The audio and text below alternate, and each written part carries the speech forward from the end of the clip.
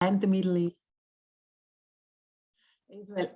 Well, I'm not sure I was heard, so I will start again. Good morning, everybody, and welcome to the city series of lectures about Israel and the Middle East, Israel in the Middle East, and Israel's foreign relations. We're very happy to welcome today Mr. Jonathan Speyer from Israel, who is going to talk about who is going to talk about Israel in relation to its neighbors and in particular to Iran. Jonathan is a writer, analyst, and a journalist who focuses on the Levant, which is a very old-fashioned way of talking about the Near East and the Middle East in general, strategic affairs concerning that. He is a research fellow at the Jerusalem Institute for Strategic Studies, a fellow in the Middle East Forum, and a freelance security analyst and correspondent at IHS James. He is also a regular columnist in the Jerusalem Post, and we've had a very long relationship with him. He's talked for City a few times, and we just discussed the last talk was in December 2019, just because the whole world was changed due to COVID. Jonathan, I will give you the floor. I want just to mention that Jonathan is going to talk for about half an hour. He will give an introduction. Everybody is welcome to use their Q&A button in order to ask questions.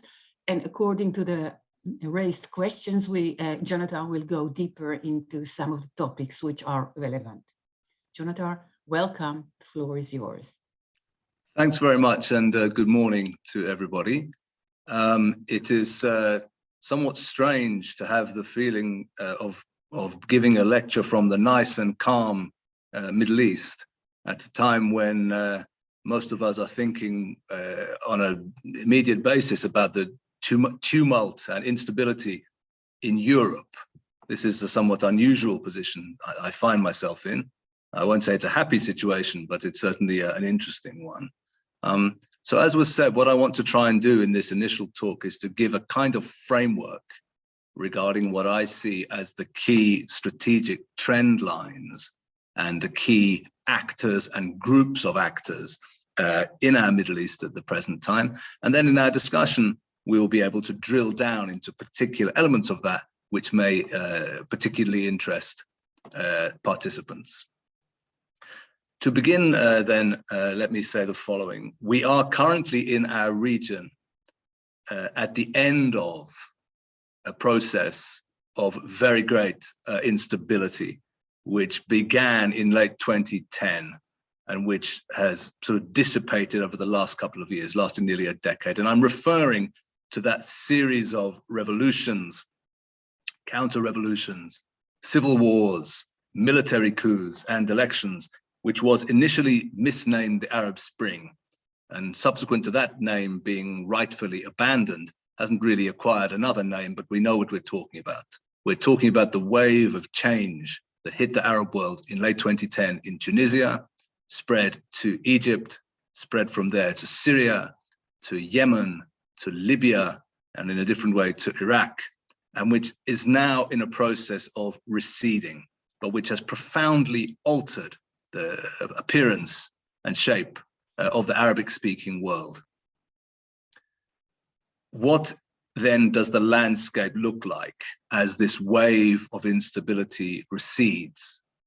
Firstly, it's important to just note that what has not happened is that more representative forms of governance have not come, unfortunately, to the Arabic-speaking world. This has not happened.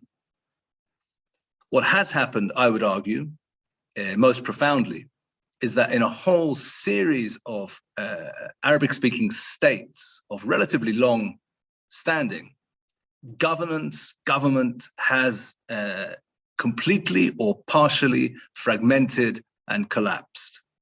If we look at Yemen today, if we look at Libya today, but most importantly from an Israeli point of view, if we look at the entire landscape to Israel's north, all the way from the Mediterranean Sea to the Iraq-Iran border, taking in three nominal states, Lebanon, Syria, and Iraq, in all those places, there is no where a state which is performing all the functions usually associated with a state. Rather, the state has partially or completely collapsed and fragmented. And what we have is a kind of competition over the ruins being fought out for the most part by political or military organizations, often supported by this or that regional or global power, and often organized on sectarian or ethnic or sometimes also tribal basis.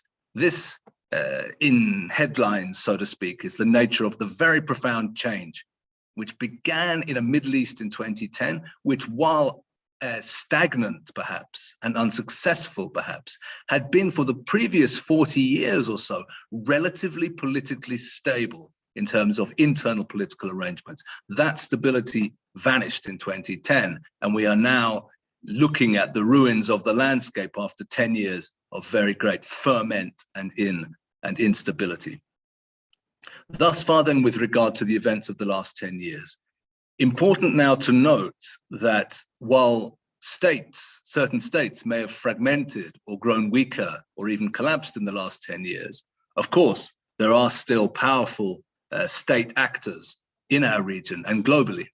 And therefore, this competition over the ruins of the Middle East is being fought out, not only by small political military organizations in Libya or in Syria or in Iraq, but rather by major states and major state alliances, each with their proxies and clients and allies in the less governed spaces. So what I want to now go on to outline, at least as I see it, is who are the key players then?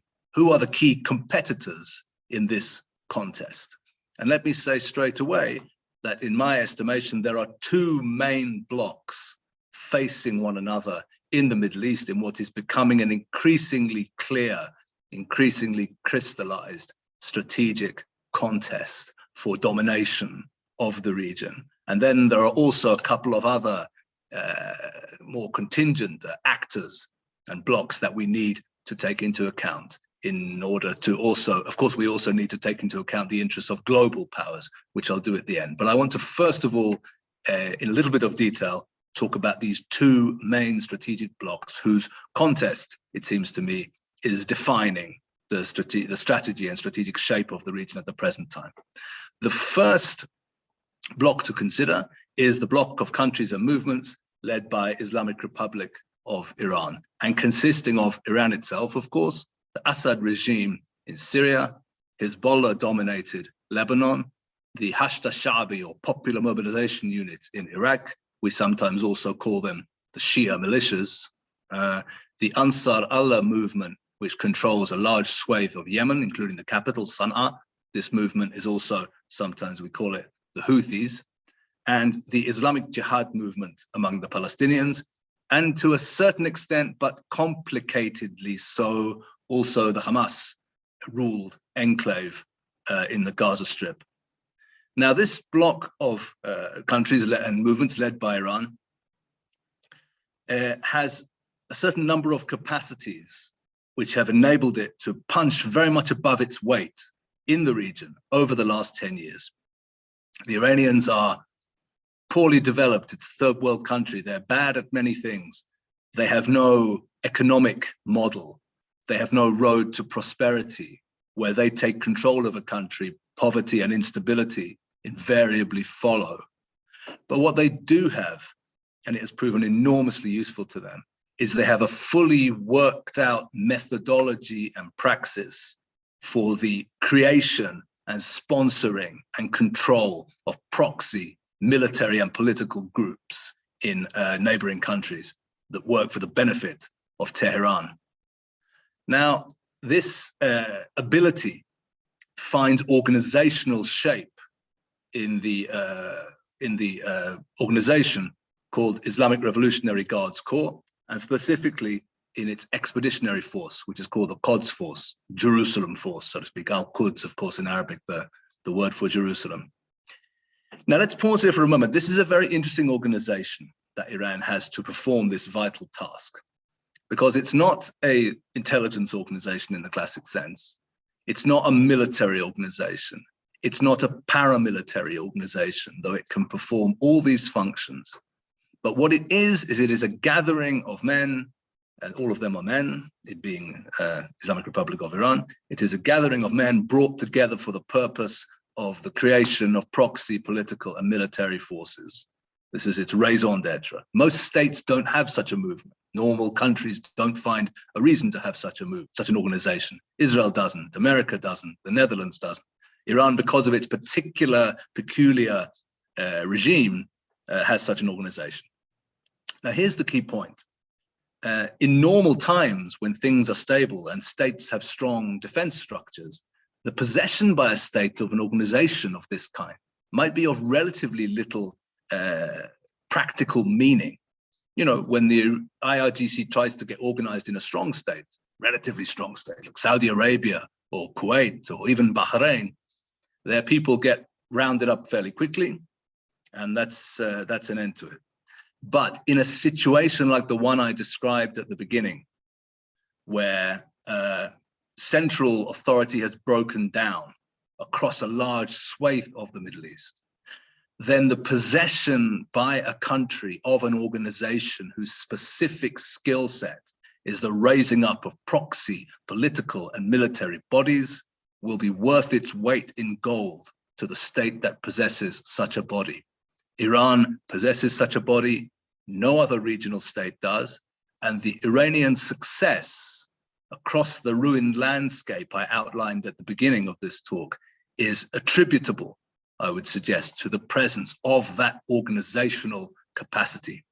If we think of the way that the Iranians in 2013 stepped into the Syrian maelstrom, the maelstrom of the Syrian civil war, understood that the lack of manpower was going to destroy the Assad regime unless something was done about it, and then mobilized the Quds Force of Revolutionary Guards Corps to create a whole new parallel armed force for the Assad regime that stepped into the breach and that held back the rebellion from reaching Damascus. If we remember that series of events, sequence of events, that gives us an example of the way in which this capacity has proven immensely useful for the Iranians and their allies over the last 10 years. And we could go into similar detail regarding Iraq, regarding Yemen, regarding Lebanon.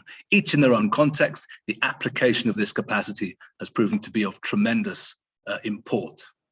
Thus far then, with regard to the Iran-led regional bloc, they're bad at most things. They're bad at economics. They're bad at conventional military activity.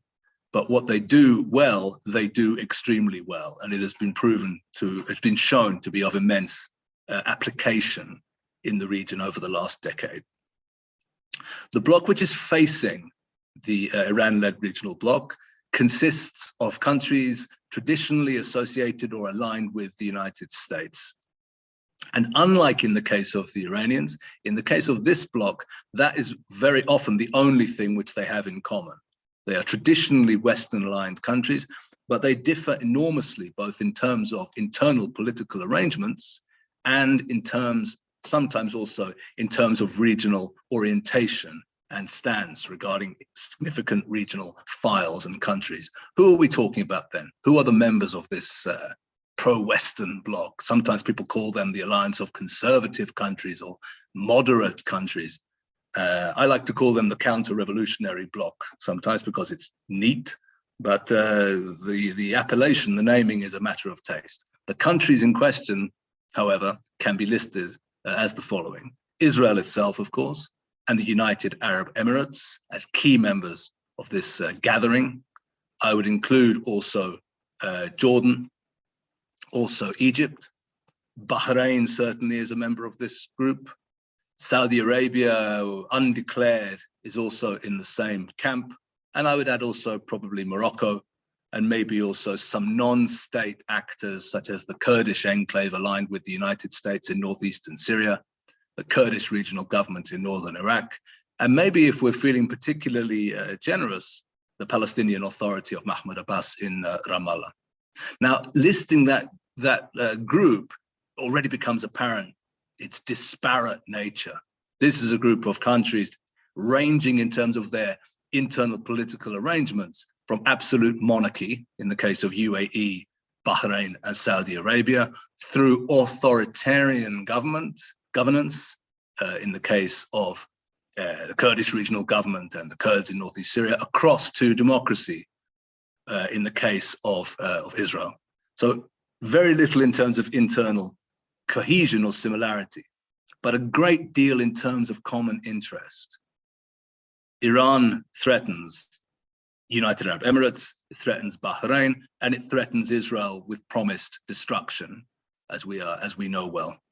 Sunni political Islam of the Muslim Brotherhood variety threatens Israel via Hamas, threatens the UAE, threatens Saudi Arabia. So the possession threatens Egypt also, of course. So the presence of common threats and the sense that the United States, as the traditional guarantor of these countries, is no longer quite as present in the region as it has been in previous years, are the glue that unites this counter-revolutionary bloc. And as we are going to go on to see, this is proving of significant practical application in the region in the recent months. Briefly, let me note two other blocs or gatherings that we should not forget. One is that of Sunni Islamist or traditional Sunni Islamist countries and movements, and we would include Republic of Turkey, Emirate of Qatar, the government of Fayez Sarraj in Tripoli in Libya, and I would say also the Hamas enclave in Gaza as members of this somewhat diminished set of countries and movements. And lastly, we shouldn't forget to include, or at least certainly to mention, the presence of extreme Salafi jihadi networks across the region. Al-Qaeda is one, the Dawla Islamiyya or Islamic State network is a second. These are not countries, of course, but they're powerful and consequential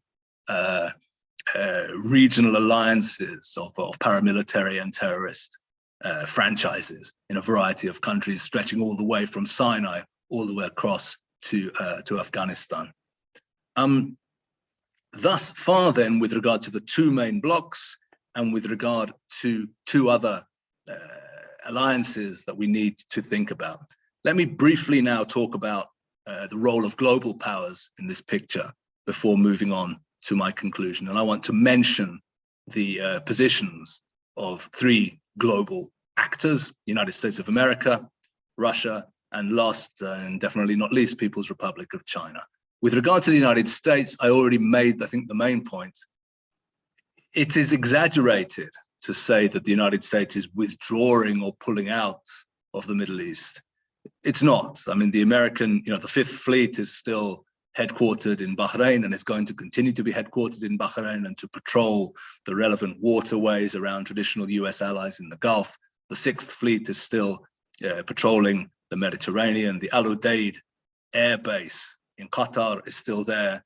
America's alliances with Israel, with Saudi Arabia, with Egypt, with UAE are still intact. But it is the case, 2 points, it is the case that there is no energy in America anymore for new upstream and inland commitments in the Middle East of the kind that we've seen since the invasion of Iraq in 2003, or invasion of Afghanistan and then invasion of Iraq. This is 1 point. And secondly, there is without doubt a central strategic desire on the part of the Americans to focus attention and interests and capacities on the need to meet the challenge of China in the Indo-Pacific region. And thirdly, of course, there is now, as we now discover, the urgency with regard to Vladimir Putin's ambitions stretching westwards towards formerly communist countries in Eastern and Central Europe. So these elements all militate towards a significantly reduced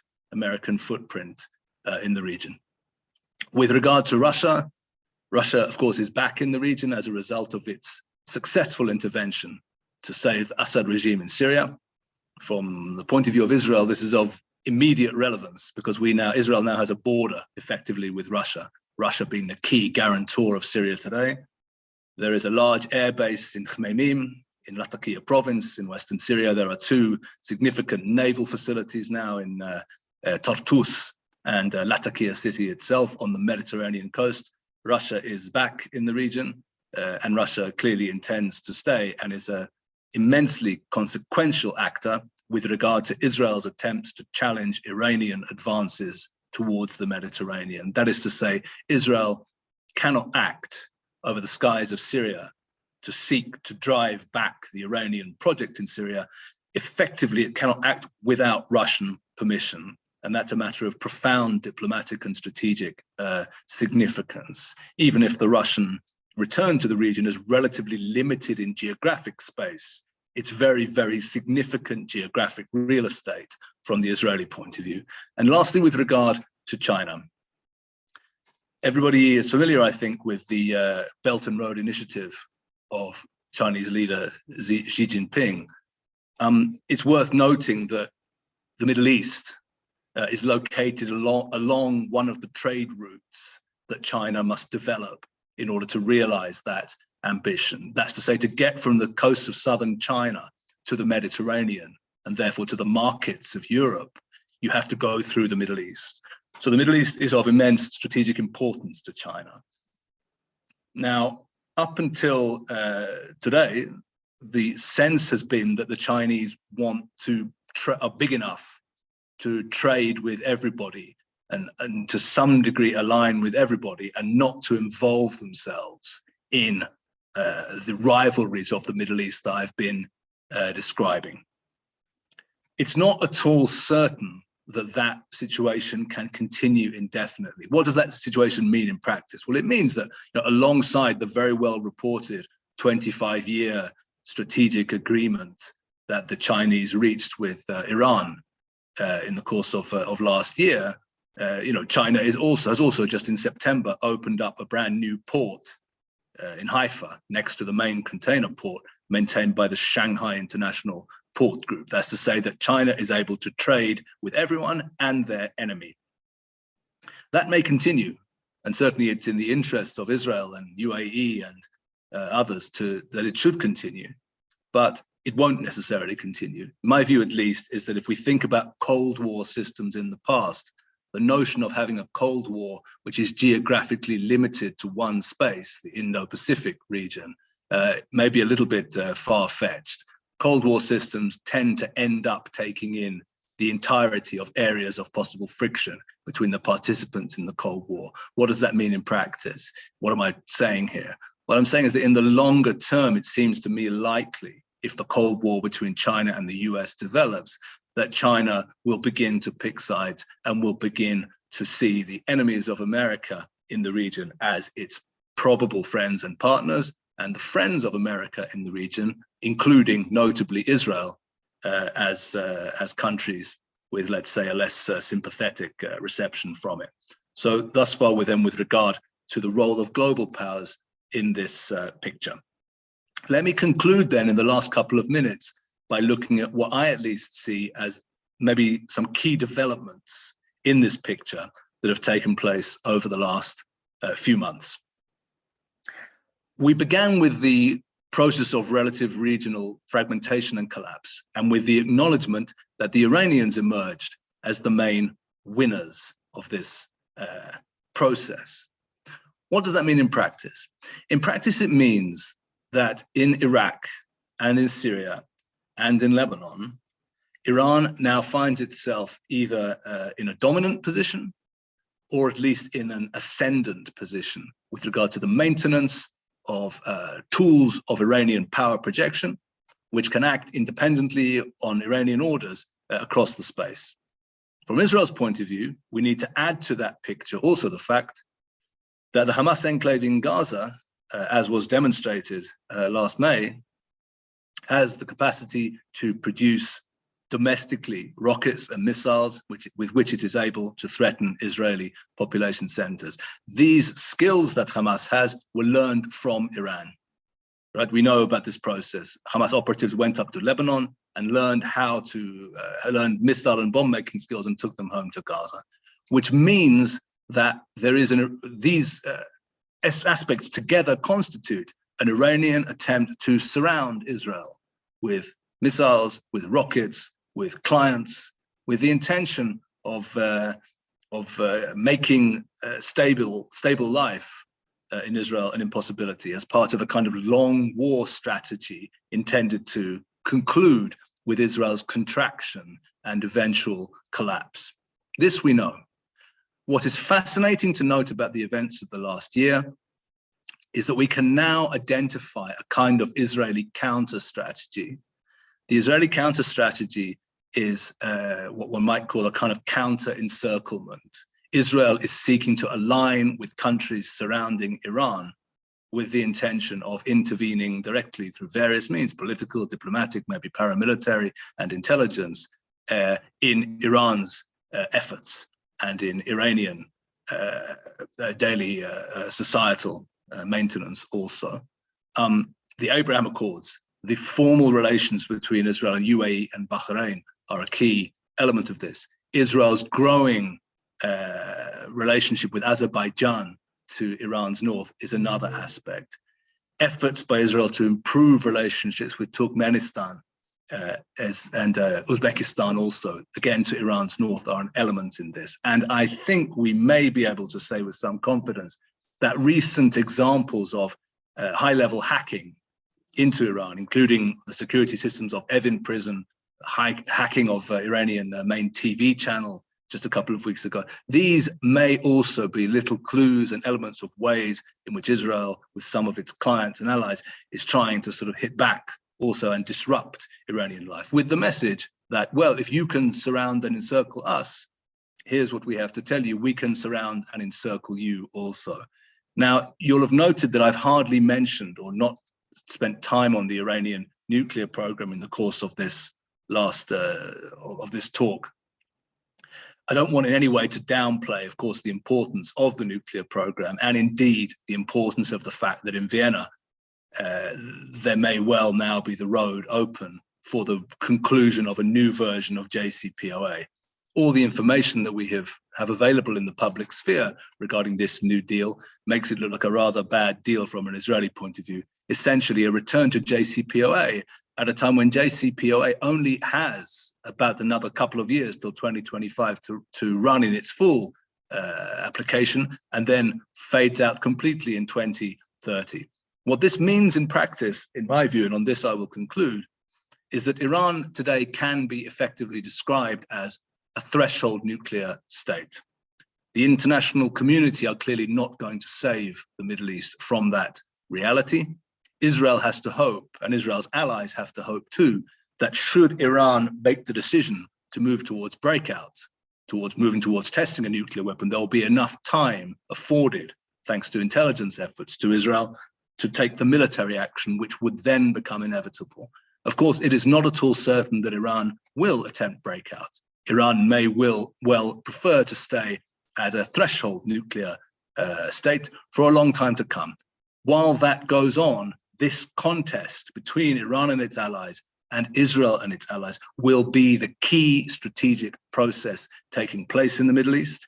It's a contest not only about power blocks on a chessboard, it's also about the way that countries organize themselves, about the elements of life which should be given most importance in societies, and in many ways, therefore, about the very future of the Middle East and of the peoples that call the Middle East their home, about the very future of those peoples for the era ahead now opening up.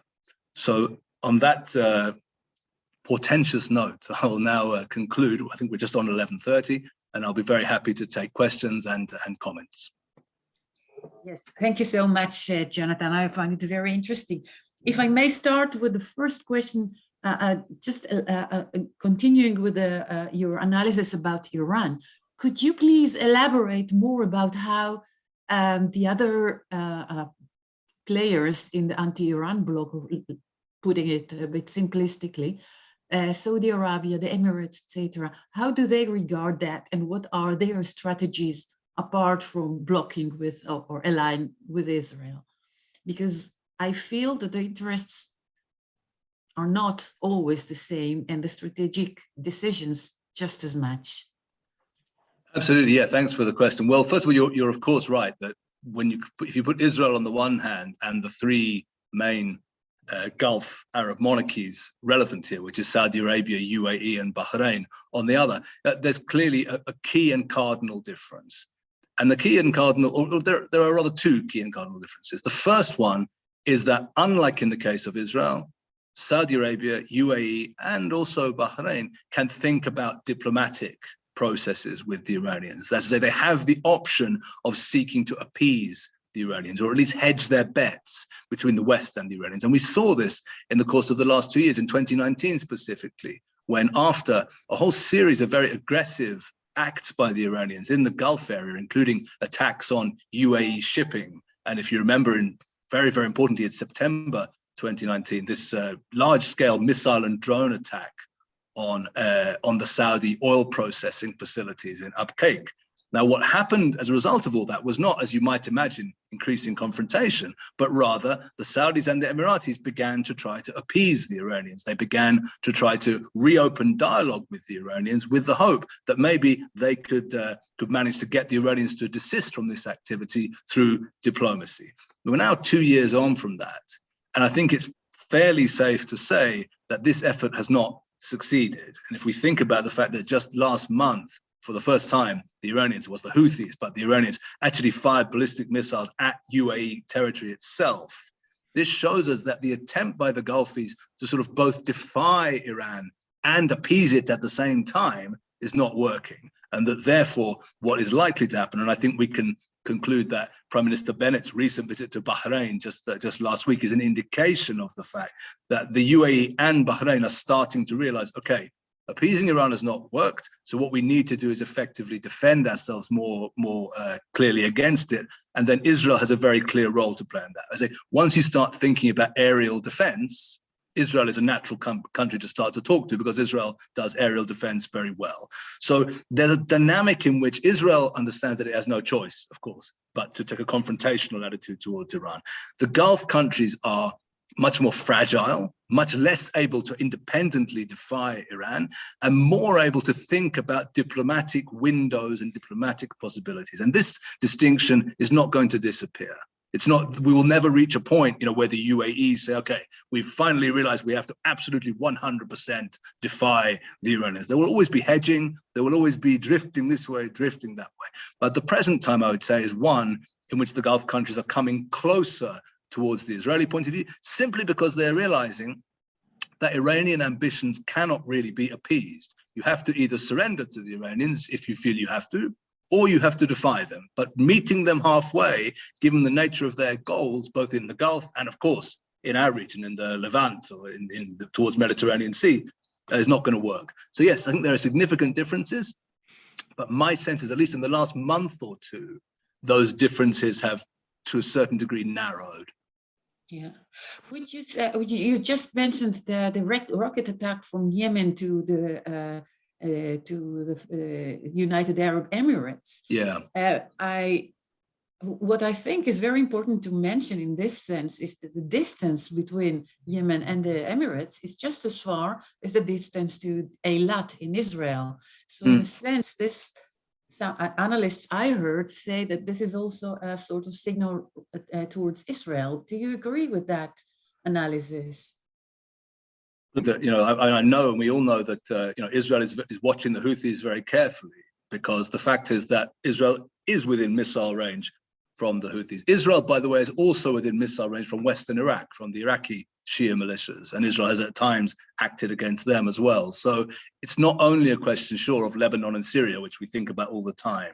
The circle is wider. There are already Iranian paramilitary clients in Western Iraq and in Yemen, which we know have the capacity to reach Israel. Whether the attacks in January were a signal to Israel, well, they may have been, but I think they were also very clearly concerned with the specific dynamic between UAE and the Houthis, because what has happened, the UAE it's a very interesting situation. The UAE in 2019 officially withdrew from Yemen, right? Withdrew from active support for the Saudi-led coalition in Yemen. But as it turns out, what the UAE was doing was pretty smart.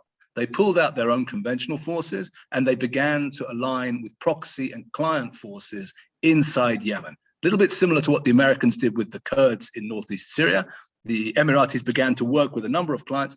Interestingly, at least for those of us who deal with this stuff closely, The people they began to work with were people connected to the elite of the old South Yemeni Republic, People's Democratic Republic of South Yemen. It was the old people, the old elites connected to that began to work with Yemen. An unlikely, with Emirates, an unlikely combination, the monarchists of United Arab Emirates and the former communists of the People's Democratic Republic of South Yemen. But that's wonderful. They're working together very well. And what that meant in practice was that in January, this force managed to, for the first time, score a very significant victory against the Houthis, and they drove the Houthis out of a province in central Yemen called Shabwa province. And this was the first time, really, that the Houthis had suffered a very significant military setback. So my view, at least, and that of many others too, is that the missile attacks on the Emirates was the Iranians saying to the Emiratis, listen, if you want to escalate this, we can escalate it beyond a point which you will wish to play. You'll need to fold, because we can actually hit you directly at United Arab Emirates. We know how many foreigners you have working in the Emirates, how many foreign companies are there. We know that those companies are there because they think the Emirates is quiet and peaceful and stable, and we can end that in a morning. So I think that context is the key context. But without any doubt, you know, I'm sure the Iranians know that Israel will be watching very carefully for anything launched out of Yemen, what the ordnance was and what its range is. Yeah, without any question, it's very interesting and important. And of course, we can add that the timing was also very interesting, with a high Israeli visit to the Emirates in the same time. Absolutely. Yes, indeed. Yeah. But another point which is related to it, and in fact also to the US, was of course the big exercise which has taken place in the area under the leadership of the United States. Could you elaborate a bit about that? Yeah, sure. I think that the United States in recent months has been trying very hard to reassure the Gulf countries. And I'm sure this is done also with great approval from Israel, because of the dynamic which we examined a few moments ago, which is that, you know, the Gulf countries have the tendency to want to appease Iran if their allies don't make them feel safe. If they don't feel safe, then they say, okay, I've got no choice then but to try to move towards the Iranians because nobody's looking after me. So the Americans have been trying very hard in recent months with a series of moves to demonstrate to Emiratis and to the Saudis and to the Bahrainis that the Americans are not about to disappear from the Gulf. And I think that this exercise is an element of that. I would say that the recent visit by CENTCOM Commander Mackenzie to the UAE, and this declaration of deployment, rather, of a squadron of F-22 Raptors now to that area, and also the decision next to UAE. These are all moves intended to build the confidence, to calm, so to speak, the concerns in the UAE. I think it's a fascinating thing to note that Israel also today is a part of that. So Israel plays a role helping the Americans to do that by independent Israeli activity. It's really worth noting that when Bennett goes to Bahrain, of course, he meets with the Bahraini royal family, but no less importantly, he meets with Vice Admiral Brad Cooper, the commander of the US Fifth Fleet, which is headquartered in Bahrain, and they have a very well photographed visit of Bennett to the headquarters of the Fifth Fleet. What are we saying in all that? What are we telling the Iranians with all that? The Americans are telling the Iranians, look, apart from our own efforts to help our Gulf friends, there's also another very strong country with very significant capacities, which is building its relations with these countries. So this is all, I think, also part of the American effort to reassure Gulf allies. And in this regard, let's not forget the transfer of Israel to CENTCOM. So Israel is now part of those regional countries that deal directly with CENTCOM is very important too. It's a way in which the Americans can say to the Gulfies, look, we may be drawing down a little bit here, but we're also building a security architecture in the region, including with our allies, the most military powerful countries in the region, to help face down potential threats from the Iranians and others. So I think, yeah, America's very clearly busy with that, and that's been quite visible in recent months. So one could say that America is shifting its attention directly to Iran, but is also very careful not to be too close to the Russian operation, which is taking place mainly in Syria. Would you say that? Yeah, absolutely. I mean, this brings us, you know, in a certain way to consideration of current events in Ukraine and Israel's need, or Israel's delicate diplomatic requirements in that regard. And I personally think it's problematic. I mean, you know, the government Our government has every right to congratulate itself if it wants to, and our army also, with the supposed success of its strategy in Syria over the last 5 years. And it's no question there's been significant successes. But it's a very difficult situation with regard to Russia in Syria, because the fact is that Israel must, of necessity, not only coordinate tactical actions with the Russians, which it does through its deconfliction channel between the Kiryat and the Khmeimim airbase, but Israel also has to tailor its strategy in Syria to take into account Russian needs. And this, in my view, is problematic, because the Russian need, above all, is to safeguard the stability of the Assad regime.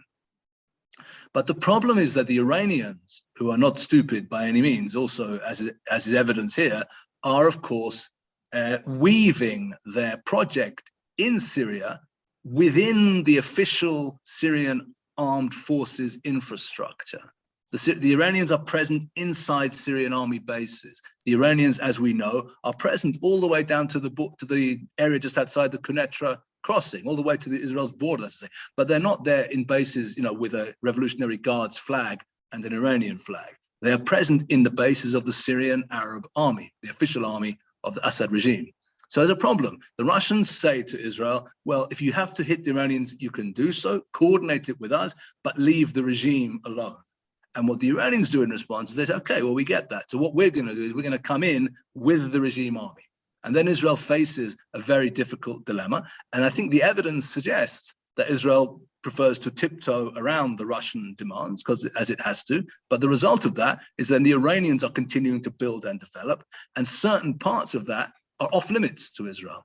So you see, this is a very, very difficult situation. Israel absolutely has to placate the Russians, but it does so at the cost, actually, of allowing the Iranians to continue to move forward along certain channels. And with regard, of course, this takes us to the Ukrainian situation. The fact is that Israel, among all Western or Western-aligned countries, is taking probably the least hard line or least critical stance, regarding what Russia is currently up to in Ukraine. And there's a very obvious reason for that. And it is because it is a primary strategic imperative for Israel at the present time, not to annoy the Russians, because the Russians can make things very difficult for Israel just to the north. And on January 24th, you probably saw, I think it was widely reported also, that the Russians and Syrian Air Force conducted a joint air patrol, along the border area. This was without any doubt a signal to Israel, and in a way to the United States as well, to say, well, you may be in our backyard as we perceive it in Ukraine, but we can also be in your strategic backyard in Syria, just north of your ally, Israel, and we can make things difficult here as well. So these are things which absolutely Israel has to take into account and will continue to take into account. But would you say that the fact that there are so many Israelis of Russian descent and there are so many Israelis living in the USSR and in Ukraine, would you say that that plays a role as well in the whole decision-making of the Israelis? Well, I think it's clear that the presence of a large Jewish community in Ukraine is one of the things that Israel considers. And as far as I understand it, at least, there is thinking currently going into logistical routes whereby Jewish people can be taken out of the dangerous areas. This, I think, is something which is going on quietly at the present time. And I think the foreign minister has even mentioned that. With regard to the presence of people from the former Soviet Union in Israel, I think it's more complex. I mean, we are told, I'm no expert on Russian society and foreign policy, but I read, at least, we're told that President Putin is interested in this and regards these people as somehow still being under his protection, or at least of his interest still. I mean, former citizens of Soviet Union. My phone is ringing, excuse me a moment. Yeah, they always come not on time, those phone calls. Yes. I know, yeah, of course, I'll put it on mute. With regard to the issue of former Soviet citizens in Israel, I think the thing is more complicated because my view, at least, is that these are people who are Israeli citizens and they are loyal to Israel. I don't think there's any real sense in which, immigrants from former Soviet Union should be seen as partially loyal to Russia, even if President Putin still finds some sense of commonality with them. And I don't think that Israel's political decision-making with regard to this will be in any way informed by the presence of those people, especially when we consider that there is also a considerable community of Jewish people who came to live here from Ukraine also after the ending of the Soviet Union. It's a smaller group, but nevertheless a significant one. We should remember that a number of the people that in Israel we tend to think of as being, yeah, these are the kind of archetypal Russians who are prominent in our public life, and people like Zev Elkin or also even Natan Sharansky, are actually from Ukraine. They are from Soviet Ukraine, but these are people who come from Ukraine. So I don't think it's a sense in which Israel will align with the Russian because of the presence of a million Rusim, among the Israeli citizens. Among these Rusim, some of them anyway came from Ukraine, and all of them, I think, are actually loyal Israeli citizens. So we don't have to think about them being partially loyal to some other country. This is how I would tend to look at it, at least. Okay, going back to the points where different interests collide. The Kurds, the situation with the Kurds. Could you elaborate about this again in relation to Israel, but also to the USA and Russia? Yeah, sure. Well, with regard to, it's a big subject. Of course, when we think about the Kurds, we have to think about really four quite different communities with quite different geopolitical interests. Because the Kurds, of course, are present in a single contiguous space, but this single contiguous space is bisected by the presence of four different states. The states in question, of course, being Iran, Iraq, Syria, and maybe most importantly, Turkey. Most importantly, the largest single community is in Turkey. And all of these are facing different political questions. I would say that with regard to Iran, the Kurds are fairly quiescent. And this is one, because the regime, of course, is very repressive, but it's more than that. I've done a lot of work with the Kurds over the years, and it's something always worth remembering that culturally and linguistically, the Kurds are much closer to the Persians than they are to either the Arabs or the Turks. So I think Iranian Kurds, in a way, feel Iranian in a way that other Kurdish populations don't.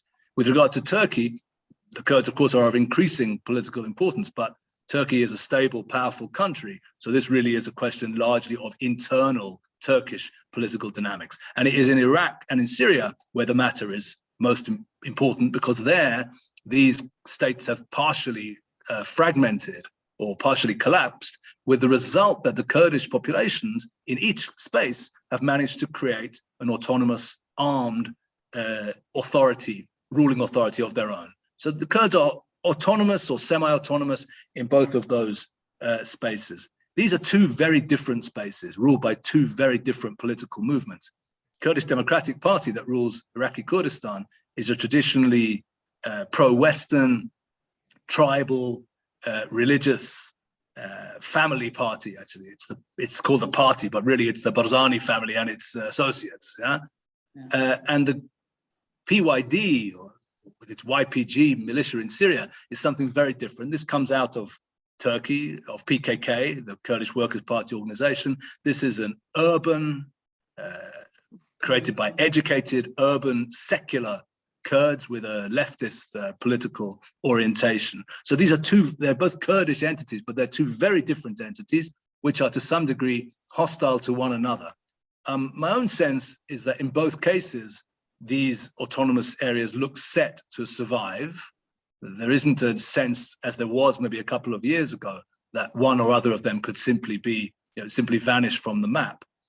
But unfortunately, at least unfortunately from my point of view, I would say, because I'm sympathetic to Kurdish aspirations, the Kurds are no longer advancing as they were maybe in the first half of the last decade, when Assad was collapsing and the Iraqi state was very weak. And so the Kurdish autonomous structures were getting stronger and even expanding territorially as well, and even came tantalizingly close in 2018 to maybe reaching the Mediterranean Sea. And if they'd reached that, there would have been a situation of an area of contiguous Kurdish control all the way from the Iraq-Iran border along the north to the Mediterranean Sea. It didn't happen. Turkey noticed it was about to happen and made sure that it didn't happen through military action into Syria. And since then, the Kurdish authorities have been to some degree in retreat. And I suspect that they will continue to be in retreat or remaining in place I think it's an interest of the West, Europe as well, and also Israel, to ensure that these entities survive. And I think it is something which Israel is committed to, and which America and others are committed to as well.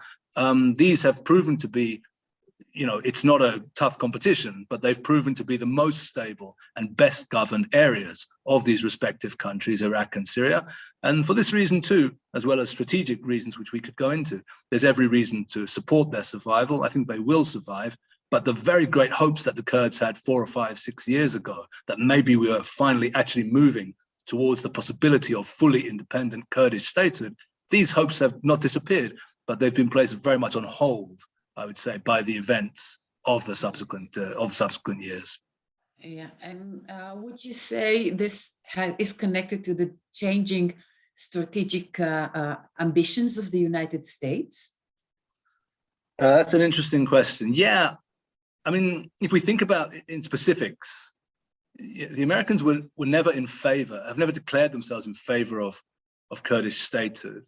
The Kurdish authority, which is best established and which came closest to statehood, is the one in northern Iraq, of course, the Kurdish regional government. They held an independence referendum in September 2017, and over 90% of the voters, and this was an internationally observed referendum, over 90% of the voters voted in favor of secession, of the establishment of a Kurdish state. But it's notable that the United States was against that, warned against it, and did not attempt to shield the Kurds from the price they paid for daring to go on that route. Because of course, what happened was that the Iranians and the Iraqi army then subsequently launched an operation against Kurdistan. The Kurds survived it, but they lost the oil town of Kirkuk, which was a main area of oil production, which they had only quite recently come into possession of. So I think America has never supported Kurdish statehood, maybe seemed to come close to it, or at least the Kurds felt, well, we did so much against ISIS during the ISIS war, this is the right time to try and cash that in. Clearly they made a mistake and it turned out not to be. Again, similarly with regard to Syrian Kurdistan, this is a much newer and in a way more accidental alliance. But nevertheless, it's one that seems to work well between the Syrian Kurds, PKK-associated Kurds, and the United States. As we know, President Trump, on actually 3 occasions, declared America's intention to leave and then didn't entirely leave, but kind of partially drew back. My own sense, at least, with the Biden administration, whatever one can say about it, it doesn't have to be praising it, but I think everyone can agree it does work in a more systematic and orderly way than the Trump administration did. And the sense which we hear, at least, is that the Biden administration reviewed Syria policy in the first months of its existence and has concluded that there is no immediate need or intention for America to withdraw from Syrian Kurdistan. So for the moment, at least, the status quo will survive.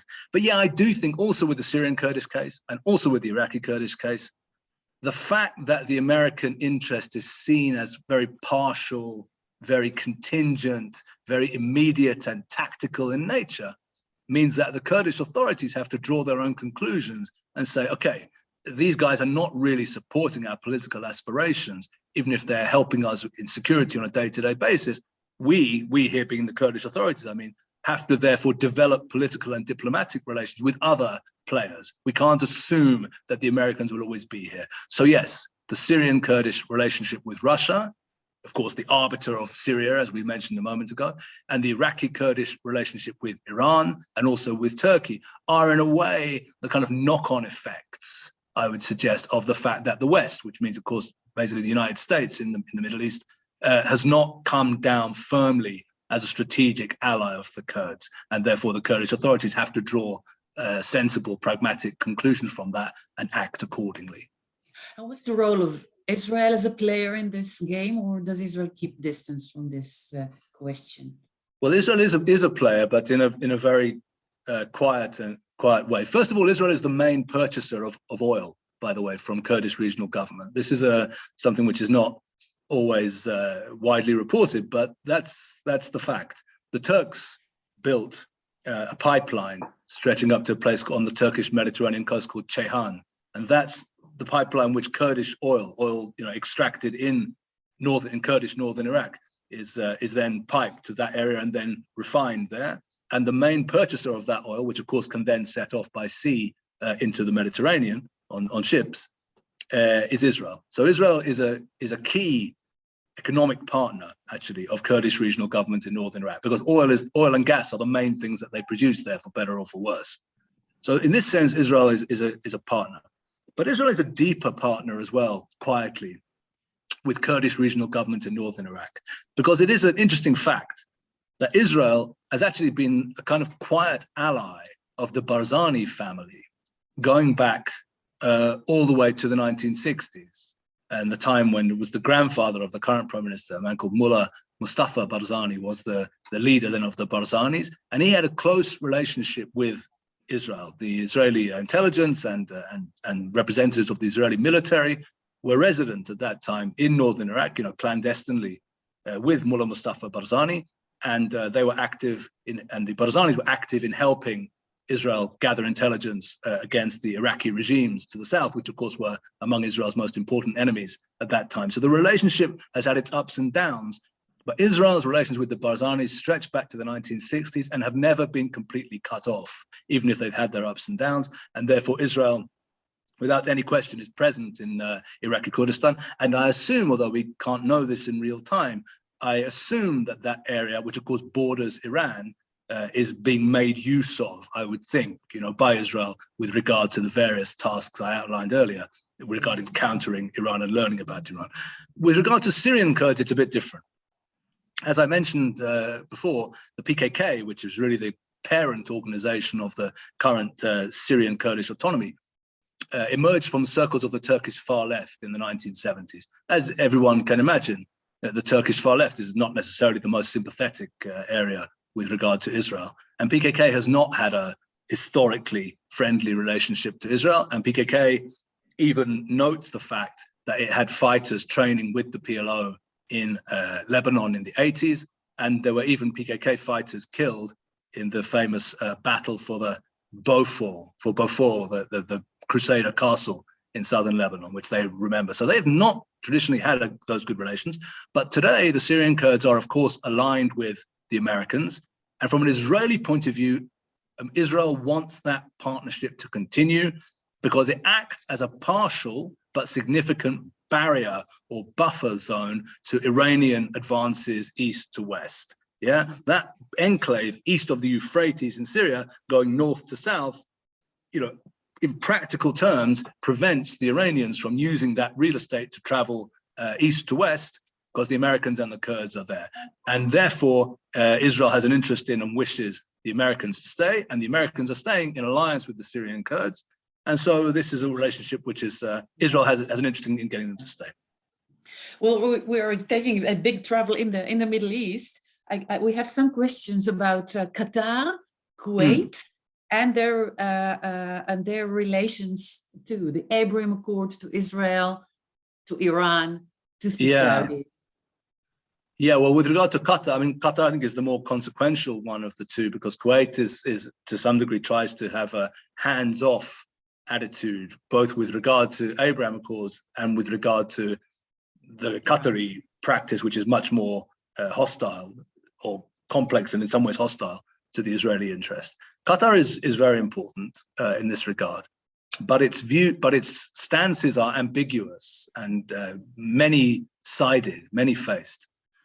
First of all, with regard to Iran, it's worth remembering that Qatar shares a large gas field for which it wishes to develop with the Iranians, what's called the South Pars North Dome gas field, an enormous gas field, which is partly in Iran and partly in Qatar. So they have an interest in maintaining decent relations with the Iranians. But more importantly, Qatar, of course, has been the main engine for Sunni Islamist insurgency across the region over the last 10 years. It was Qatar, through Al Jazeera, an immensely influential satellite media empire, which sort of flew the flag for the Muslim Brotherhood in Egypt and in Tunisia and in Libya and in Syria. So this has been a very major stance of the Qataris, and of course, very much not to the benefit of Israel, directly against the interests of Israel's allies in every one of those spaces, and most significantly and profoundly significantly, of course, in the case of Egypt. The Qataris were absolutely behind that short period of Muslim Brotherhood rule in Egypt between 2012 and 2013, when sensible and smart Israeli planners were saying we could be looking here at strategic disaster. So we could be looking here at a situation in which over the next 10 years, the most important anchor of Israel's strategic stance above all others, namely the peace agreement with Egypt, could begin to be emptied of all practical meaning. And the Qataris were absolutely behind that government and absolutely furious at the fact that that government was then deposed, of course, by General Abdel Fattah al-Sisi in the military coup of July 2013, which Israel was profoundly happy and relieved about. So the Qataris were also the main suppliers and supporters and cheerleaders of the Muslim Brotherhood to Israel's detriment. But having said all that, because Qatar is complex and curious, Israel, as we know, does not wish to destroy the Hamas enclave in Gaza, not because it likes it. If I may, which is supported by Qatar. And that's the thing, right? And Qatar has become the main financier of that enclave. But here's the thing, it's done that, and it is doing that absolutely with the blessing of Israel. Israel this is an Israeli brokered situation. Israel is saying to Qatar, well, if we want this, if this Hamas enclave is going to survive, we want you to give it money so that it doesn't become impoverished and then only turn towards war. So you can argue either way. Is that a good thing? Is that a sensible long-term strategy? There are certainly things to be said against it. But anyway, factually speaking, that is what the state of Israel currently wants. So in a very strange way, Qatar, precisely because it has connections to Muslim Brotherhood structures of which Hamas is a part, is able to play a role by financing the Gaza enclave, which the state of Israel currently considers to be in its interest. Yeah. So with Qatar, it's very much multi-sided. My own sense, I tend to be among those people who are very skeptical about Qatari activities and trends. But the fact is, Qatar has managed to survive the period of maximum pressure from Saudi Arabia and the United Arab Emirates. It's just been declared a key non-NATO ally by the United States, a very important diplomatic achievement.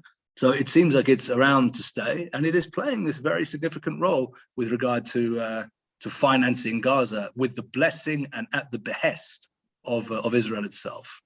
Yes.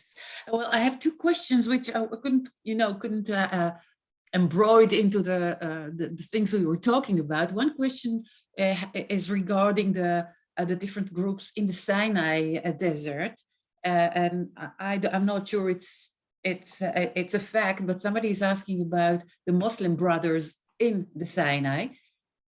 Do you know anything about that? Could you elaborate on that? Or well, Sinai, there is, of course, an ongoing insurgency in northern Sinai, based among the Bedouin tribes in that area. At least as far as I am aware, the main organization that's prosecuting that insurgency is a thing called, well, it used to be called Ansar Beit al-Maqdis, but now it's called Wilayat Sinai, which means Sinai province. Sinai province of what?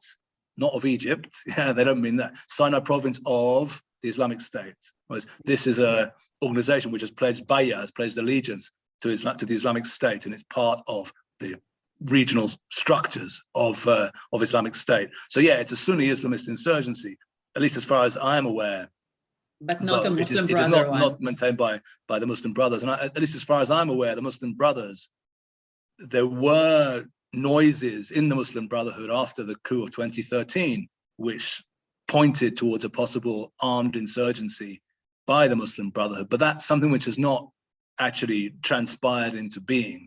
The Muslim Brothers, I think, probably correctly understood that if they tried to go into an open insurgency against the Egyptian army, they would simply be destroyed. And that the more sensible path for them was to take a sort of long-term political view of what needed to be done. And they're mainly engaged in political agitation. Let me say also with regard to this insurgency in northern Sinai, that from an Israeli point of view, it has proven to be a kind of blessing in disguise, if I can put it that way, because it has led to levels of cooperation and coordination between the Israeli and Egyptian armed forces, which are absolutely without precedent at any time since the signing of the peace accord in 1979, because there is a clear Egyptian interest in having Israeli intelligence, and even we know now also Israeli air power, directly deployed in cooperation with the Egyptian army against this insurgency. So from a certain point of view, one of the reasons why relations between the Sisi government and the government of Israel are so good, and they are good, is because of that urgent security need that the Egyptians have and Israel's willingness to help. Yeah. At one point you only mentioned, but has not been touched upon. I don't know if we have time for it. But would you say that the recent courtship between Israel and Turkey is going to make a change in the strategic situation in the region? Well, it's an immensely important question, and I'm happy that the question was asked.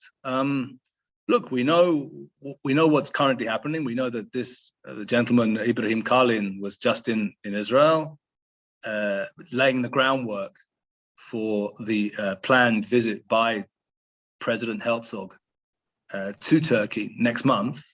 We know that the Turks appear to be very, very keen on this. This is largely a result of Turkish, not of Israeli overtures. I think that Herzog and Erdogan have spoken on the phone something like 5 times now in the last 6 months. It's all quite new. I hear, at least from what I read in the media, that the Turks have been extremely forthcoming with regard to Israeli requests and Israeli questions in recent months. Also on the security level, we were told, of course, that this assassination attempt against an Israeli businessman, Yair Geller, was just foiled through Israeli-Turkish cooperation. So there's clearly a lot going on. The question, of course, is where is it likely to actually lead?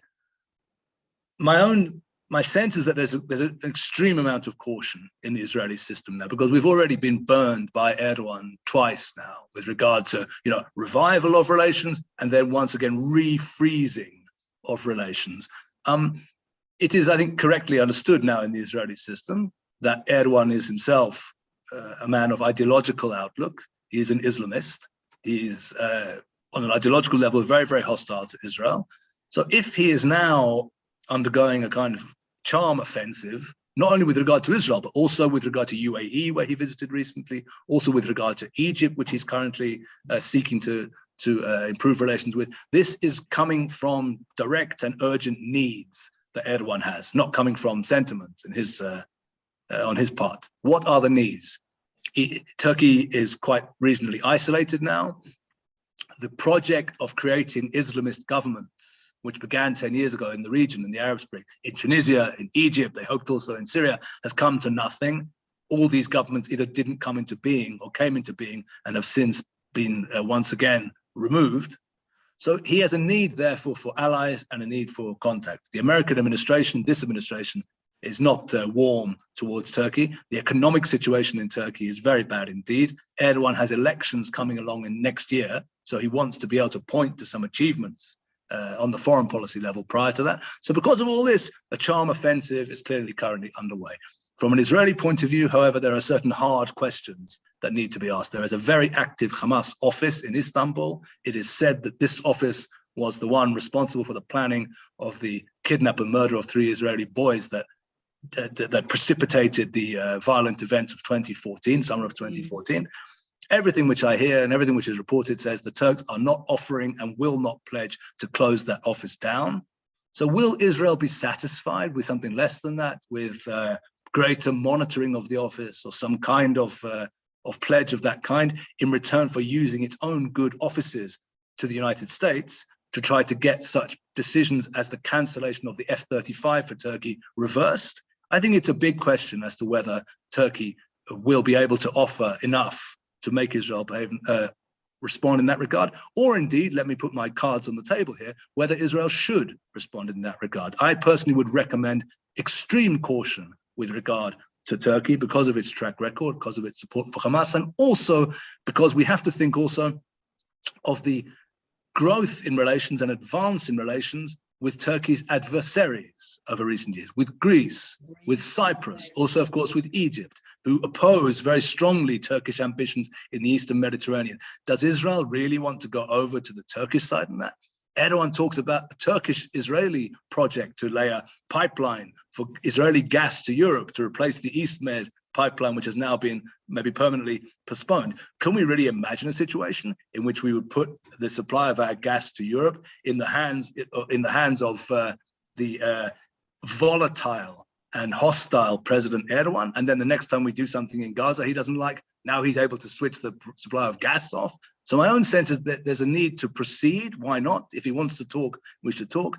But I think the consensus in Israel is proceed, but with extreme caution. And I would very much hope, from my own point of view at least, that any rash decisions which could cost us friendships which are growing in recent years with Greece and with Cyprus and others should be considered 1,000 times before embarking along such a path.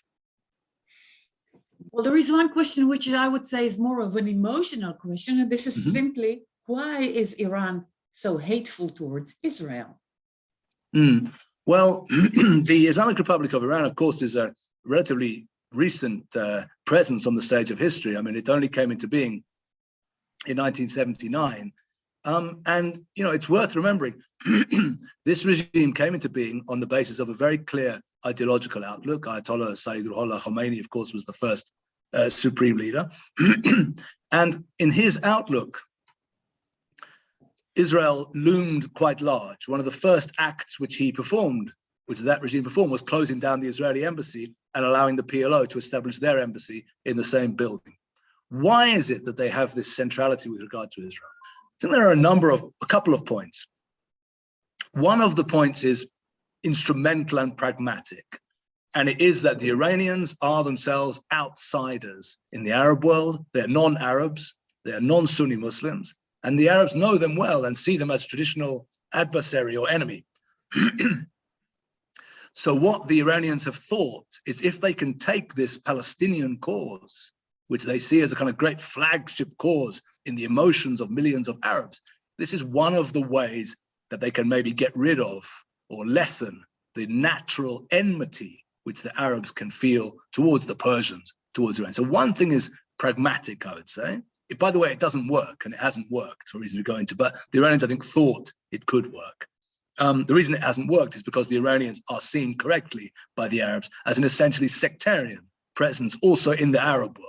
The only people that really ally with them are Shia Arabs. And Sunni Arabs, when they see that, for example, in Syria or Lebanese context, it means that the Iranians don't get any brownie points for also being against Israel. But the second point, I think, is substantive and genuine. And it is that the Iranians see themselves as a great civilization. They say this also when you meet Iranians. They don't expect to be judged alongside Syria and Iraq.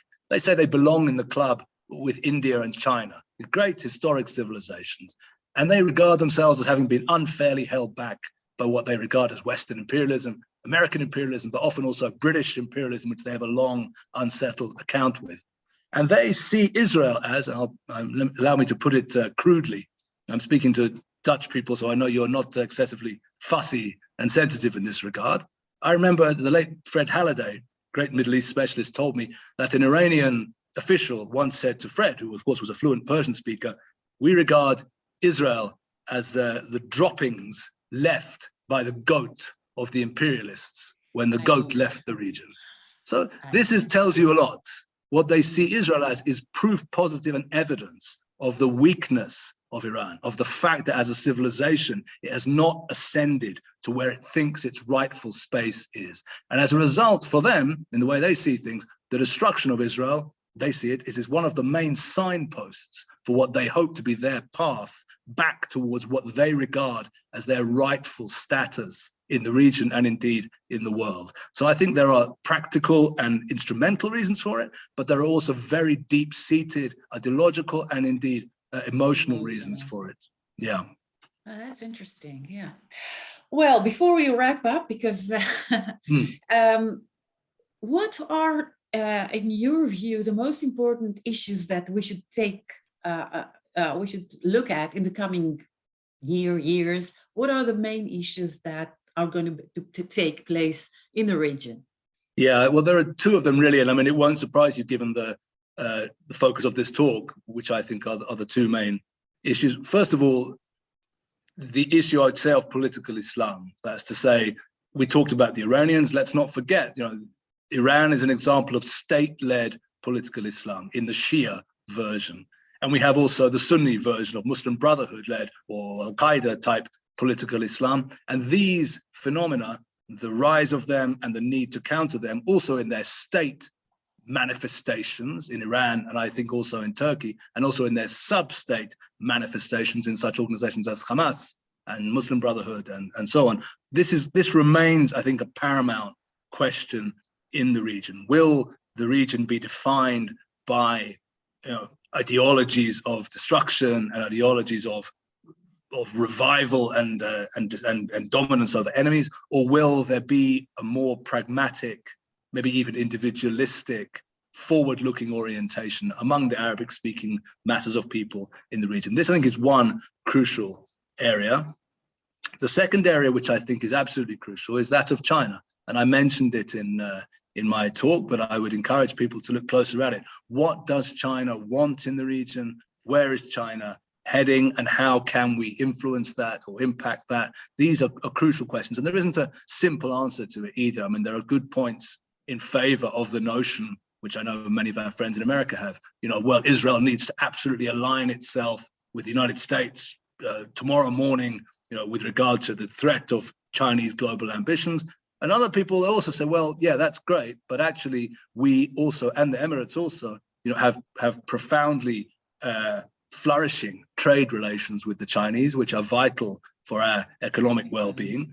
And therefore, there's a question as to whether we wish to necessarily alienate China. Let's at least know clearly what the Chinese want in order to then better understand how we should respond to it. What the Chinese want, I think, is going to be, one way or another, of profound historic importance in the Middle East. So that's another strategic question which I think we should all be spending time on trying to understand.